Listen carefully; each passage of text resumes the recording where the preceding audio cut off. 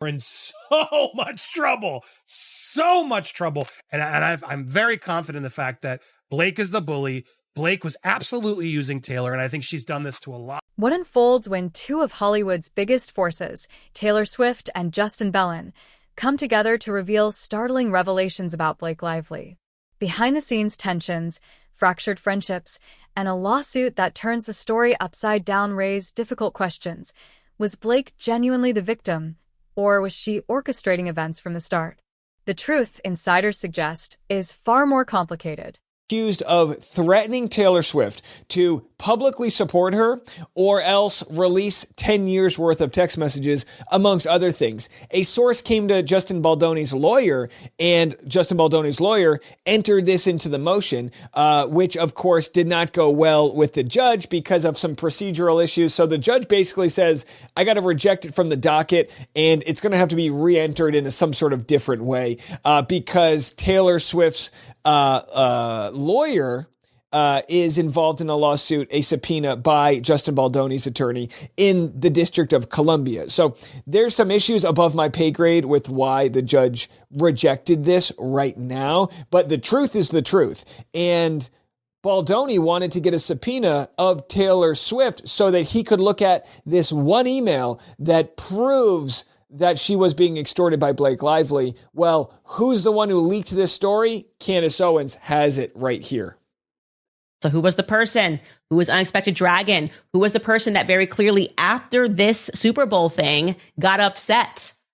Drum roll, please, you guys. Allegedly, Taylor Swift's father. Of course. Scott Swift. I love this so much. You guys, this means the mother of dragons, Khaleesi, forgot that there could be a father to the dragon, a father to... And by the way, fathers know best, okay? I'm a dad. I've been one for a whole year now. And let me tell you something. Somebody gets in the way of you, your family, your loved one, you're going to do what you need to do. And Taylor Swift may have taken the high road, but Daddy Swift, not so much. The original Swiftie says, I don't think so. And let me tell you something. This father Swift clearly thinks the world of Taylor. I think he moved his whole business from Pennsylvania to Nashville, right? Just so that they could see the All-American Rejects. No, just so maybe Taylor Swift will be opening for All-American Rejects for all we know. But either way, this is no surprise to me. And there were rumblings that this might be the case, but good for him. Go to bat for your family. Her dragon, Taylor Swift. This savage man, Scott Swift, is going to turn me into a Swiftie. When I say a Swiftie, I don't mean a Taylor Swift fan, okay? I mean a Scott Swift fan, because this was a savage. Blake Lively wasn't just performing in front of the camera. She was exerting influence behind it. During the filming of her intimate scenes with Justin Baldoni, she made an unexpected move by taking charge of the process in ways few A-list actresses typically would. While an official intimacy coordinator was present on paper, insiders say Blake's authority and creative instincts reshaped how those moments were staged. She stepped into the role of an unofficial intimacy director, personally overseeing choreography, positioning, and the finer details of how the scenes should unfold. What might have been considered unusual for most actors felt, to Blake, like a natural extension of her creative control. Once cameras were rolling, she didn't simply defer to the production team. Instead, she demanded specific camera angles that would emphasize her character's vulnerability while avoiding physical exploitation, and she curated every gesture between herself and Baldoni to balance authenticity with restraint. Crew members recall her giving precise instructions, whether that meant adjusting lighting to soften the frame or guiding Justin's posture to maximize chemistry on screen. One particular scene became a defining example of her assertiveness. When a kiss required deep emotional resonance, Blake repeatedly paused filming to refine the moment. She instructed Justin to tilt his head slightly to prevent shadows from falling across her face, and she slowed the timing of their movement to heighten the intimacy in a way she believed felt real. To some on the crew, this strong approach wasn't overstepping, it was empowering.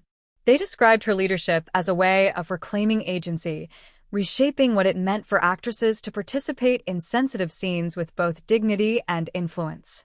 For Blake, These choices represented ownership of her portrayal and a safeguard against being reduced to something superficial. But this is where complications arise. The same woman who took control of choreography, camera direction, and on-set dynamics later brought forward accusations against Baldoni, raising difficult questions about consent and power. If Blake was the one dictating angles, pacing, and every subtle physical interaction, could she also claim vulnerability in those same moments? Some within the industry quietly wondered how someone so decisive could simultaneously present herself as a victim of misconduct. This tension became the heart of behind-the-scenes whispers, because Blake's assertive behavior on set appeared to conflict with the narrative underpinning her eventual lawsuit. Was her control a shield, an attempt to protect herself in an environment where boundaries are often blurred? Or could that same control become the very thing that undermined her claims? The contradictions at play paint a complex picture. Blake's behavior highlighted a groundbreaking level of female agency in a space where actresses are often silenced, yet it also complicated her position once legal disputes entered the conversation. What began as an empowering move to shape her performance evolved into a question of credibility, blurring the lines between artistry, authority, and accountability. Blake Lively's attorneys were quick to declare this a win for her side, now that Justin has withdrawn the subpoena sent to Taylor and her legal team after the firm objected to the amount of the unwarranted fishing expedition, et cetera, et cetera. Lively's team was quick to reply with a statement and said that we are pleased that Justin and the Wayfair parties have withdrawn their harassing subpoenas to Taylor Swift and her law firm. We supported the efforts of Taylor's team to quash these inappropriate subpoenas directed to her counsel, and we will continue to stand up for any third party who is unjustly harassed or threatened in the process. Oh my God, what a big laugh. Now, the reality is why they did this, the reality of why they squashed this, they got what they wanted. Now, others have started reporting on what we alluded to when this initially broke, because I told you guys, look, I still firmly believe it, and I'm hearing it more and more through sources and people I'm talking to. There's only 3 people that this source who told Justin's team that they were extorted could be Tree, Taylor's manager, publicist, or her dad, Scott, or her mom. Now, I'm leaning more towards her parents more and more. Candace Owens just went the other day and heavily implied it as well. I think we're on the same wavelength. Now, again, they haven't themselves confirmed it yet, and they may not want to, but it makes total sense, guys. You got to think about this. As Taylor Swift is now being extorted and threatened with all these text messages to come out, that doesn't help her brand at all. And she's a very powerful business with a huge fan base. I don't think they react well to bullies. I really don't. And I think this was too much for the entire empire to bear. And so it makes total sense that her parents or her manager were the ones who went out and said enough is enough. And now that they've squashed it, now, like, really think about it. Now that it's squashed, which all these outlets are trying to say, oh, no longer subpoena, no longer. Why do you think that really was? Now, this is my opinion, my conspiracy theory. It's exactly what it says right here. They got what they wanted. Now, if they have proof that Taylor's lawyer was threatened, if that's all real, that will come out in the process. And they clearly wanted it out there to send a warning shot to Blake and Ryan, who think they're on the winning and they're winning, but no. If they can prove that Taylor Swift's team and lawyers, in fact, confirmed or gave them the evidence to show that they were asked not to do this, oh man, Blake, you are in so much trouble. So much. Justin Baldoni has long been regarded as one of Hollywood's most respectful figures, both in front of and behind the camera. His name often surfaces in conversations about improving workplace ethics, with colleagues praising his commitment to consent, open dialogue, and safe working environments. That's why, when allegations from Blake Lively accused him of crossing boundaries, the claims didn't just shock fans. They directly contradicted the reputation he had carefully built over the years. Yet, according to multiple on-set sources, the reality of their dynamic may have been far more complicated than Blake's lawsuit suggests. Insiders claim that during their shared scenes, particularly the intimate ones now at the center of the controversy, it was often Blake who directed Justin's actions. She reportedly took an unusually active role in shaping choreography, offering precise instructions on body positioning, timing, and even the emotional tone of dialogue. In one instance described by a crew member, Blake stopped filming mid-shoot to tell Justin to adjust his performance, urging him to focus more on connection and recalibrate his character's approach to her own. Far from a passive collaborator, she was portrayed as someone determined to guide every detail. The question then becomes, how did this working relationship collapse into legal conflict? Accounts from witnesses suggest that Justin consistently responded with care and attentiveness. They describe him as cautious, frequently seeking Blake's input to ensure she felt comfortable. Before emotionally charged scenes, he allegedly paused to ask questions like, "Does this still work for you?" Or, "Are you comfortable with this adjustment?" His behavior, as painted by those present, was not that of someone freelancing or ignoring boundaries, but rather someone intent on collaboration. And yet, Blake's lawsuit casts him as overstepping, an accusation that, if these insider accounts are accurate, clashes with what unfolded on set. Adding another layer, Justin's team has hinted at evidence that could upend the narrative. There are whispers of unreleased footage and private text exchanges that may reveal contradictions between Blake's claims and her actual behavior during production. These alleged materials, though not yet public, are said to highlight her strong, hands-on involvement, the very traits once celebrated by some as empowering, now positioned as central to a growing dispute. Just as the situation begins to fracture under competing accounts, another unexpected name surfaces: Taylor Swift. Her sudden connection to the unfolding saga raises new questions. Why would she step into such a controversial conflict, and what influence or evidence might she hold? The answers, it seems, may shift the story from professional boundaries to something far more complicated and personal. Where he's kind of manhandled them, just politely push them, throw some, glitter bombs in their face or whatever, hey, look, you got to do what you got to do to protect your family. And you love to see it because here, this goes to show Taylor Swift, right? You think what you want about her. I think very highly of her. She's built $1 billion business and an empire as one of the biggest, if not the biggest pop stars of all time. And she writes all of her own music. So, as far as I have to say, beat it, right? We're all Taylor Swift fans here, whether you like it or not. And by the way, because I always rant on billionaires, but there are some billionaires who, by the way, I feel like should be taxed at a much higher level because of their wealth, that got it in more ethical ways than others. And yeah, you could hate on her for all the jet fuel she burns traveling around the world. I get that. But none of that matters to this story. The point of the story is, listen, this is why Taylor Swift felt so abandoned and betrayed by Blake Lively, because she has to keep such a tight-knit circle because everyone's out to get her. She's like if you were the All-American Rejects times a billion, okay? Sure, they can sell out a backyard in, Des Moines, but Taylor Swift sells out stadiums, right? She is huge. She can't fly, Spirit Airlines. She has to fly private. She can't go places because she gets swarmed. She wants to give one person a photo, then there's a line around the block. It's insatiable how famous she is. By the way, for Donald Trump to say she's no longer hot because he said so is laughable. She could sell out any place in the world, right? She could be like, all right, I'm doing a concert at the Sphinx. And then a bunch of, Egyptians are going to roll up there on their, look, hey, how are you? So anyhow, the point is, King Tut's going to come out of his grave. Hey, I'd love to see you, big fan.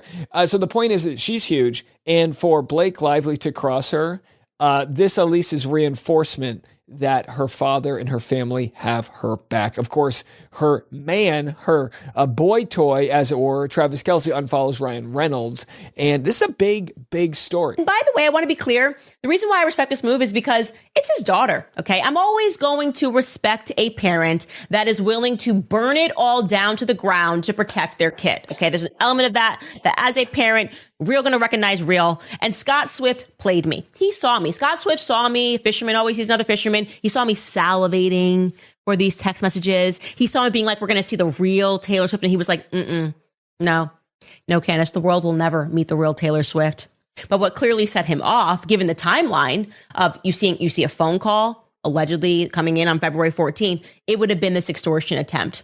And I wouldn't try it. I keep trying to tell people, Taylor Swift's parents are not from nowhere. They're not nobodies. Scott Swift, what's his background? Stockbroker. Okay.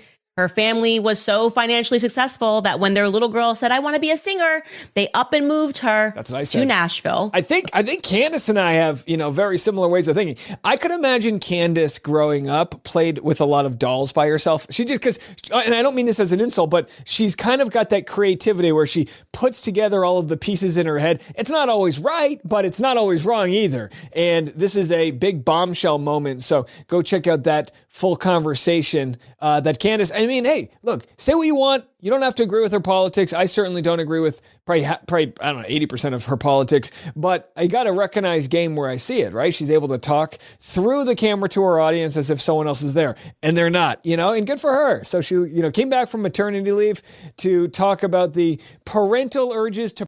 Blake Lively's lawsuit against Justin Baldoni targets some of the most private and sensitive moments the two shared on screen, alleging that these interactions spun beyond her control. Central to her claims are accusations of improvised actions she says were never approved, painting Justin as someone who overstepped boundaries and ignored consent. One of the more striking allegations suggests he added unscripted touches during filming that left her blindsided and uncomfortable.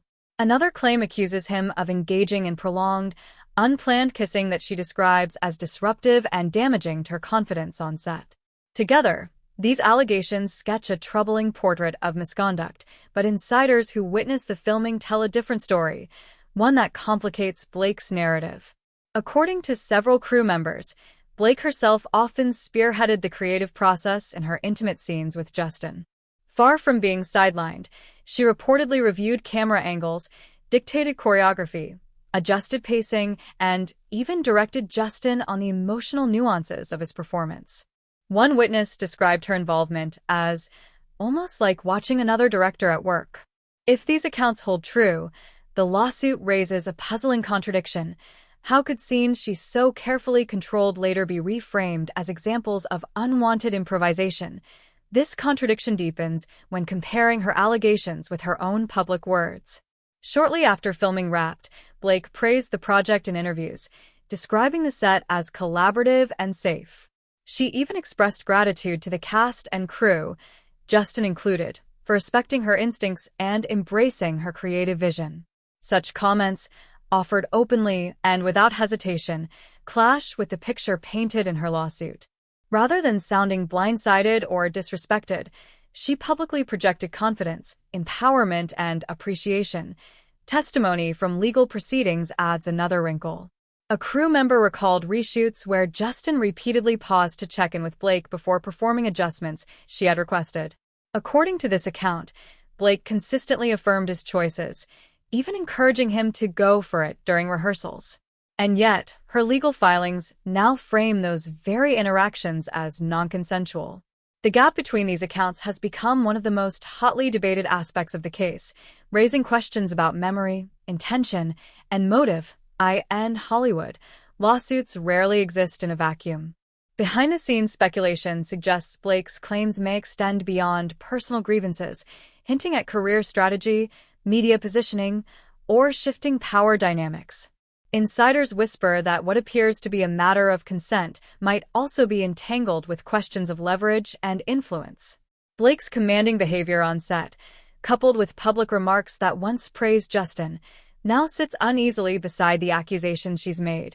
And just when the narrative seems like it can't grow more tangled, an unexpected player steps into the spotlight: Taylor Swift. Her surprising involvement promises to reshape the conversation, introducing new dimensions of loyalty, evidence, and personal connection. What role could she possibly play in this unfolding battle? That's the question everyone in Hollywood is now asking. Look, the reality check here is Taylor Swift is no longer friends with Blake Lively. I firmly believe this. And the evidence is here because People magazine, who has been typically Team Blake, has now turned and says their friendship has halted. The singer wants no part in this drama. I mean, who doesn't believe this? If you're a Swiftie, how do you not believe this? Of course she wants no part of drama. She never wants she likes to cause some drama. She does cause her own drama when she feels it's justified. And she shuts down drama with her lawyers and her reps all the time. We're going to get to that in a second, but let's go through what this source says. Insiders shed light on where the friends stand. We know where they stand. They don't stand anywhere near each other anymore. It's halted, a source tells people. The two stars are taking some space, but their friendship isn't completely over yet.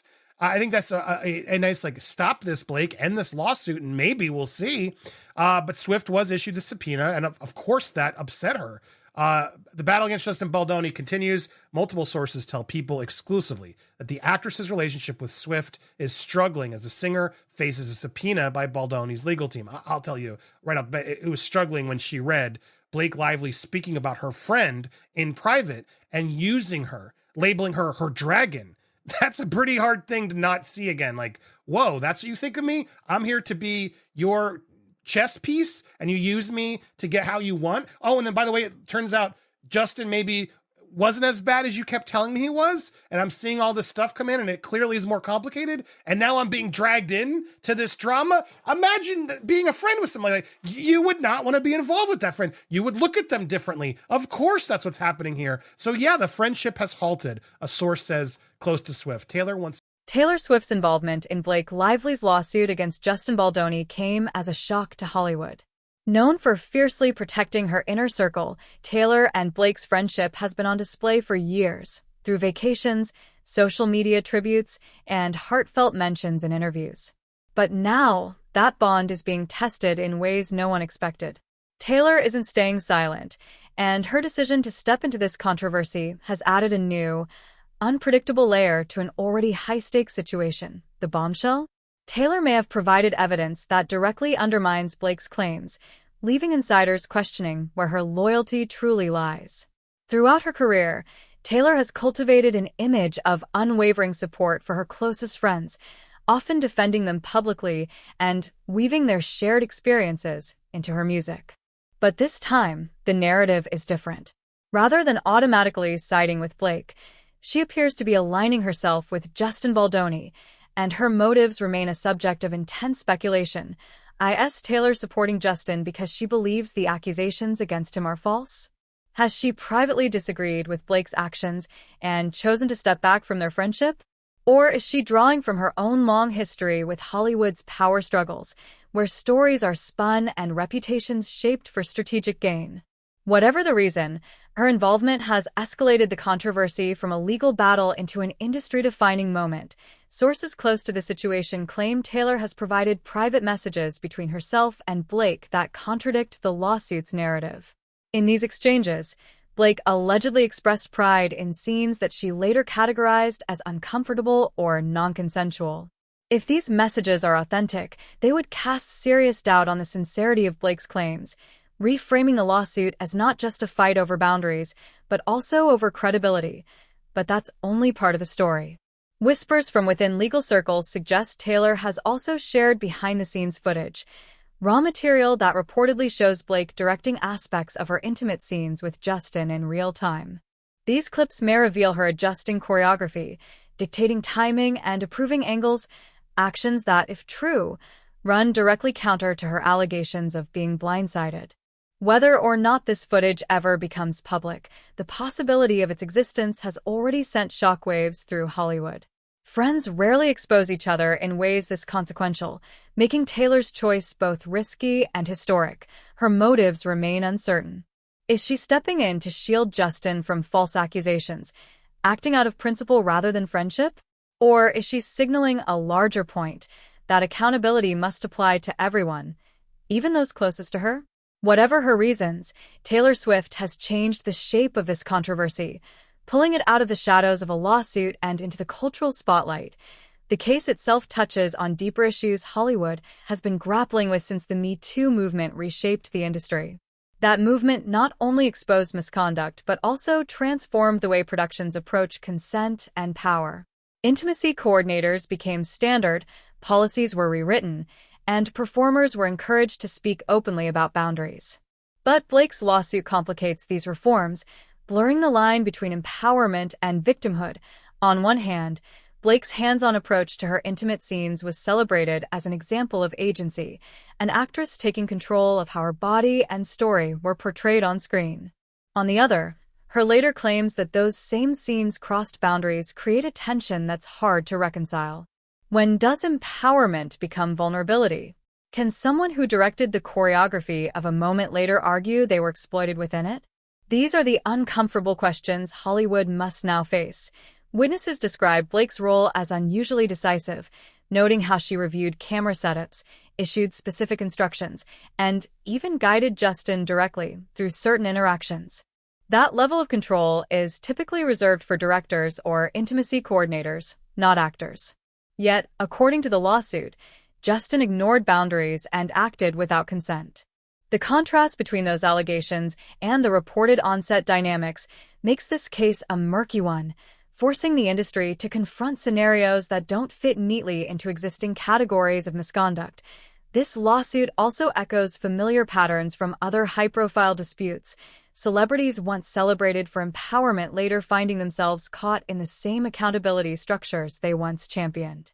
The contradictions reveal just how fragile Hollywood's narratives can be and how quickly public opinion can shift when authority and victimhood collide. What sets Blake and Justin's case apart is its potential to establish new precedents. Traditional lawsuits over on-set misconduct usually hinge on clear violations, ignored consent, harassment, or coercion. Here, the lines are fuzzier. The question isn't just whether consent was given, but whether an actress's decision to assume creative authority alters where responsibility lies. If Blake's lawsuit proceeds, it could push studios to implement stricter documentation protocols, formalizing every rehearsal, every adjustment, every moment of negotiation into video records. Ironically, the alleged evidence Taylor provided might not only influence this case, but also create a new Hollywood norm. For Taylor Swift, her choice to step into this fight has already rewritten expectations of loyalty in Hollywood. She has long been seen as the friend who would never abandon those in her circle, yet here she is, apparently prioritizing truth and accountability over solidarity. Fans are divided. Some praise her for standing up against what she perceives as manipulation, while others see her involvement as a betrayal of her bond with Blake. What's undeniable is the ripple effect. By siding, even subtly, with Justin Baldoni, Taylor has turned a private lawsuit into a cultural flashpoint. She has forced the industry and its audiences to wrestle with harder questions. What does loyalty look like when justice is at stake? Can friendship survive when truth and reputation hang in the balance? This case is no longer just about Blake Lively and Justin Baldoni. It's about Hollywood's evolving definitions of consent, accountability, and agency in an era that demands transparency but still thrives on carefully managed image-making. And with Taylor Swift now in the mix, the outcome will resonate far beyond one courtroom. What began as a lawsuit has become something larger, a test of how Hollywood navigates the contradictions of empowerment, victimhood, and truth. Whether Taylor's evidence changes the trajectory of the case or remains locked behind legal walls, her decision to get involved ensures the story won't fade quietly. Instead, it will force uncomfortable but necessary conversations, ones that could reshape the industry's rules for years to come. Before I get to the update, I got to update you, though, for those that don't know.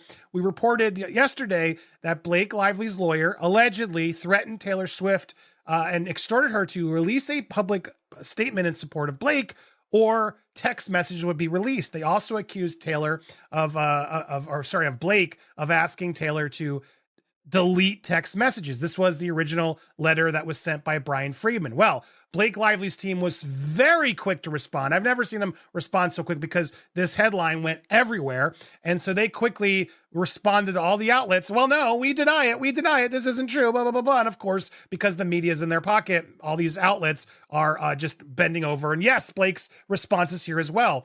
I've never seen more people get what they want through the media coverage than these two. It's wild. But Brian Friedman responded to this. This was a letter where they, it should be noted, this was anonymously sourced and they're just abusing us again. And this is categorically false, blah, blah, blah, blah, blah. There's no evidence. Meanwhile, it's not signed by Gottlieb. It's not signed, I swear by, this is false. It was signed by Ezra Hudson, a different lawyer, not from that firm, which was odd to me. It was a big red flag. Well, if you're going to come out so fiercely and deny it. The truth behind Blake Lively's narrative is far from straightforward. Her lawsuit frames her as a victim of on-set misconduct, yet accounts of her control and authority suggest a very different picture. Is this simply a case of blurred roles, or something far more calculated? As new contradictions emerge, and with Taylor Swift stepping directly into the fray, it's clear that the boundaries between consent and collaboration aren't as fixed as Hollywood would like us to believe. The headlines only skim the surface, but this case has the potential to do more than redefine reputations. It may very well reshape the rules of Hollywood itself.